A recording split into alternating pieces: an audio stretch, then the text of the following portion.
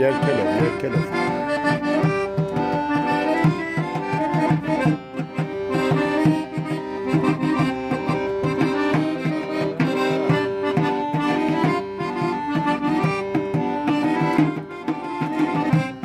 I don't know what you heard about me, but a bitch can't get $1 out of me. Don't try to hit no bird you can't see. I am a motherfucking PIM. This car is the most important car for a whole country of 30 million people. 30 million people drove it, owned it, hated and loved it for more than 20 years. And GM kept it alive by selling it to a country where GM is only brand that imports and manufactures cars for the whole country. They have the biggest monopoly in the world. And GM professionally shut any competition and all complaints from 30 million clients that wanted different cars in their country. And this is the most popular car in 12 countries, and not many people know anything about this vehicle.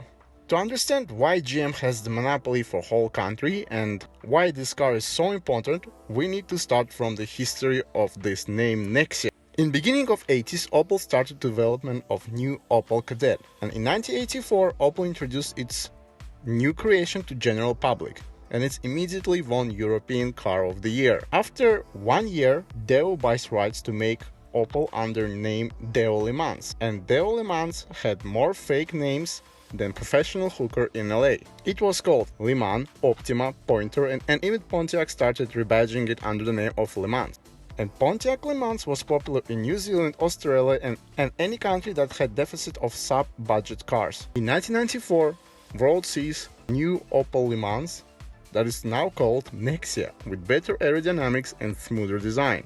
And nobody could stop crazy demand for new Nexia. Nexia was available in Romania, Poland, Korea, Iran, Egypt, Brazil, almost in all CIS countries, and of course sunny, welcoming and most loving Uzbekistan. In 1996, Deo opened factory in Uzbekistan and started to manufacture Nexia locally. First cars did come from Korea because at the beginning there were some production problems.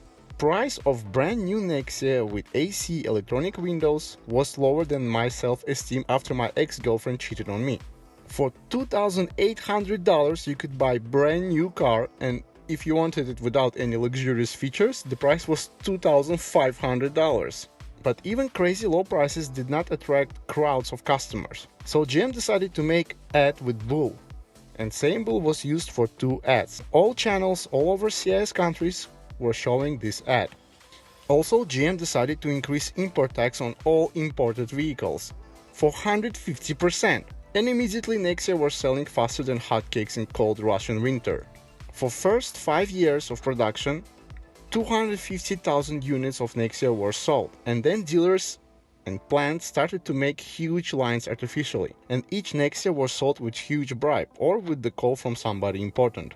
If you wanted to buy Nexia without bribe or important call, then you waited a year or even more for your car to arrive after you paid full price.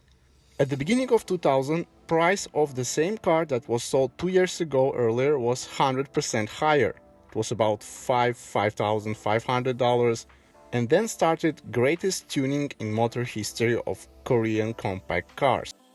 I don't know what you heard about me, but a bitch can't get $1 out of me. Don't try to hit no bird you can't see. I am a motherfucking PIM. In 2002, Nexia was sold in Russia with sunroof and park sensors and alloy wheels. But in Uzbekistan, because of lack of any competition, Uzbek market got the old Nexia just with little bit chrome on it, and basically that's it. After a few years, price of Nexia became $12,000. Same car, nothing changed. And if you wanted the export version with the sunroof and all the whistles and bells, any waiting time, you paid $20,000. And then you got your car like in 1 week or 2 weeks. Nexia will be remembered in history as a car that almost never lost its value. In mid-2000s in Uzbekistan, if you bought a Nexia for $14,000 new, you could drive it for 1 year, crash it, and then sell it for $15,000. Nexia was loved in Russia, where market was free and there was very tough competition. Russians love this car for its very cheap engine, easy maintenance, and also it could start from first try during any negative Russian temperatures. Then Nexia had new engine called DOHC, Dual Overhead Cams. It was the same block 1.5 liters only with 4 valves per cylinder. The previous engine had 2 valves per cylinder. And it was also a reliable, nice engine. And in 2008 came the ugliest car in the world. The name of this car was Nexia 2. Nothing was changed much, just everything became worse, uglier, cheaper plastics. The car was horrible. And if you wanted black Nexia 2 without waiting time, the price of the car with the bride was $25,000.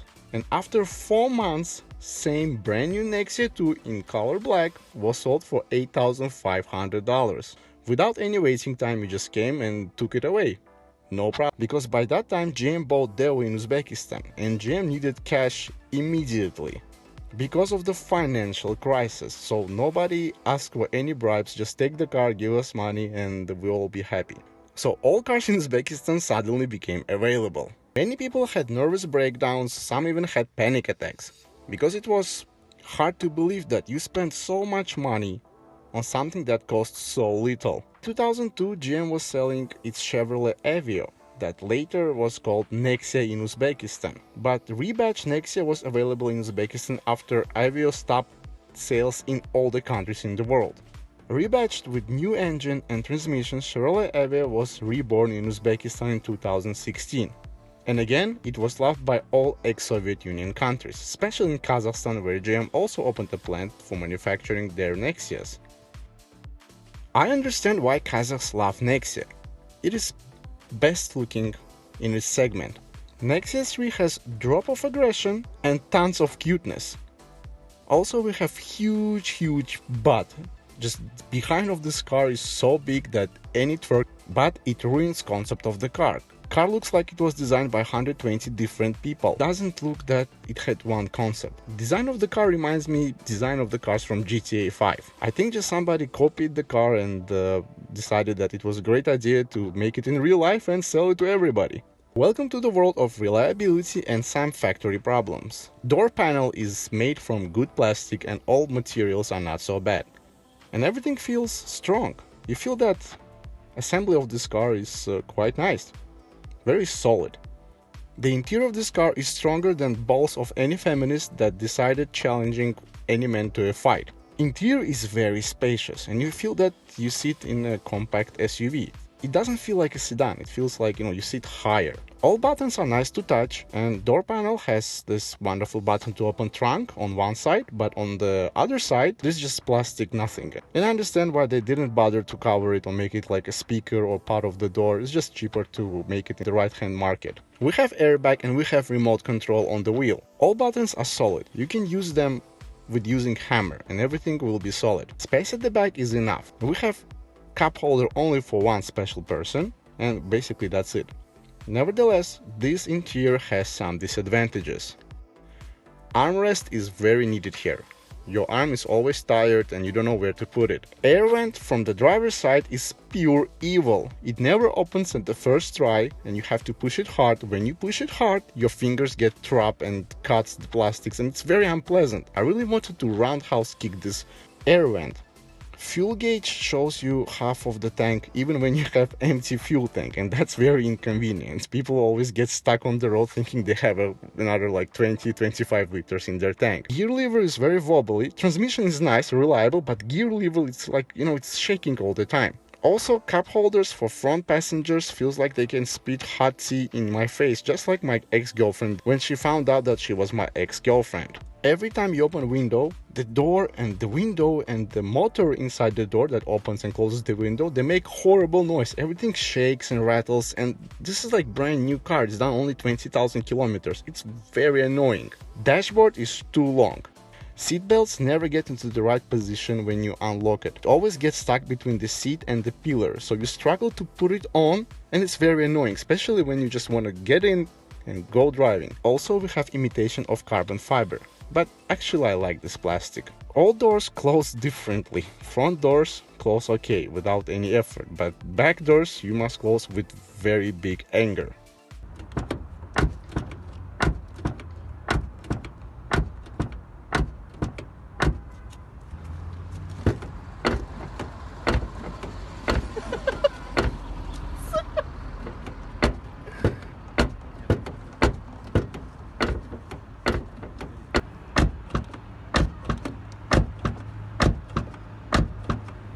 передний отрегулировал, на задний забили просто.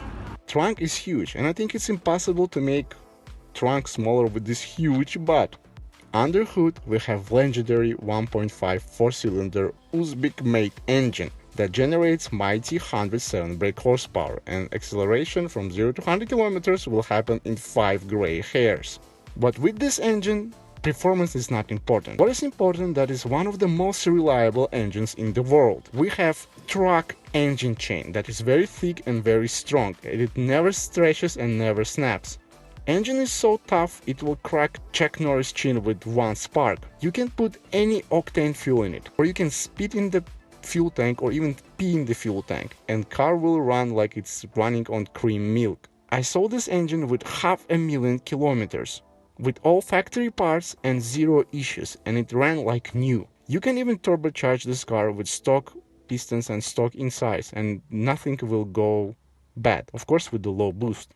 And in developing countries where fuel is bad and cheap, and sometimes you think you bought premium fuel but actually you bought donkey piss, this engine is very important to all the local people that have normal salaries, that are not rich and cannot afford constant trips to service. I will defend this engine stronger than Heisenberg defended his love for cooking meth. And if you want to give this engine to your grandchildren, best oil for this car is Castrol Edge.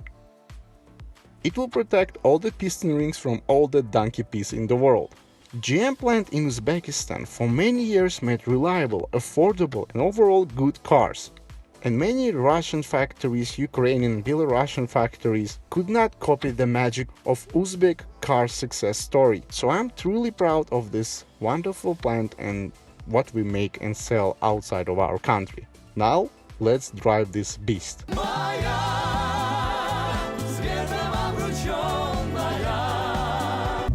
This Chevrolet Nexia is very unique car. Ravon R3. Or Avon R3, yes. In different places it's called differently.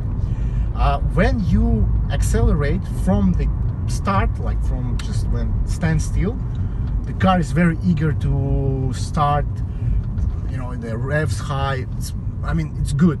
The engine does not sleep, but as you release the acceleration pedal, it doesn't know what to do. It kicks down, or it just, like for a few seconds, just freezes, and that's it. There is no gas response. When you accelerate non-stop from the dead stop, then it's good. But when you accelerate while driving like 30-40 kilometers and then you start accelerate again, the car doesn't know what to do at all. This is the case where you buy a vehicle from point A to point B and you will be miserable, disappointment, and you will feel suicidal, because this is the car really for killing yourself, to going to that journey, because nothing here makes me happy. It has zero emotions. Yes, it's reliable, very cheap to maintain, but it has hard ride. The transmission has its own life. It's not synchronized to the engine at all. The handling, it's horrible. Like, tricycle has better handling than this car. Every time when you enter a corner at like speed higher than 50 kilometers, like for example now there is a corner, I'm entering it and instantly I'm just touching the brakes because I'm afraid, and there's a sharp corner and inside I feel like this because I'm afraid of driving. It's very, very scary. It is. What else? The door panel just makes some kind of strange noises when you open or close the windows. It's just non-stop, like you can hear it every corner I take. Just here it is. And it's always with you. You just want to open the door and just back into some car with the open door and just leave it on the parking lot, and that's it, and just drive without the door, because it's miserable, really.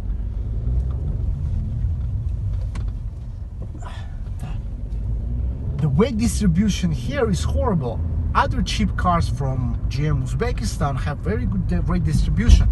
You can feel it, you can feel where it will let go, and you can feel the car.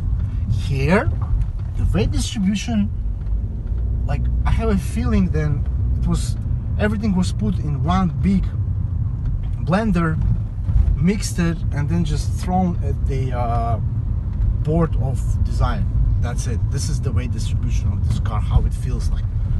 Because I don't know where the back is, the front is. Like if I close my eyes, really, I don't feel anything here. Like it's very, very strange. It's unpredictable. This car is worse than your X5 that took everything from me. Not half everything from me. Really, this is how it feels like. But if you need a reliable car with zero emotions and you don't care about driving, you can buy this car. Really, if you don't like want any fun at all behind the steering wheel, you can buy this car. Really, because it's very cheap to maintain, as I said before. Reliable. You can put any fuel you want here. That it drives on the methane. Just no problems at all. Seriously. Thank you so much for watching my channel. Please subscribe to it. Раз, два, три. Thank you so much for watching my channel. Please subscribe to it. If you like this car, let me know why. And don't forget about Food for Life US. They need financial support or volunteers if you're in Uzbekistan. Take care and bye-bye. Шо поехали вас снимать.